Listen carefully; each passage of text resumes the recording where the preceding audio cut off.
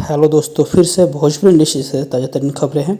बता दूं कि चिंटू पांडे यानी कि प्रदीप पांडे जो है सो फिल्म शूट स्टार्ट कर दिए हैं बस्ती में, जिसका जिसका निर्माता है राकेश देवा पांडे हैं और निर्देशक हैं आर के शुक्ला और छायांकन हैं विजय आर पांडे। और बता दूं स्टार कास्ट में कौन कौन है, तो चिंटू पांडे हैं और यामिनी सिंह हैं और अयाज खान हैं, पिंडारी हैं और ब्रिजेश त्रिपाठी हैं, संजय पांडे हैं, लोटा तिवारी हैं और भी बहुत सारे आर्टिस्ट हैं।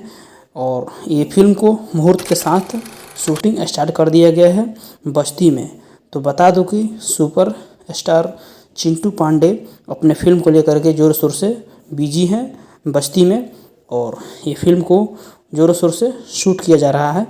जो फिल्म का नाम है शूरवीर, हमारे इस डिस्प्ले पर देख सकते हैं। ये तस्वीरों के माध्यम से मुहूर्त का सारे पिक हैं। तो अभी क्या है कि फ़िल्म को शूट किया जा रहा है, मुहूर्त के साथ साथ शूटिंग चालू कर दिया गया है बस्ती में यानी कि उत्तर प्रदेश में।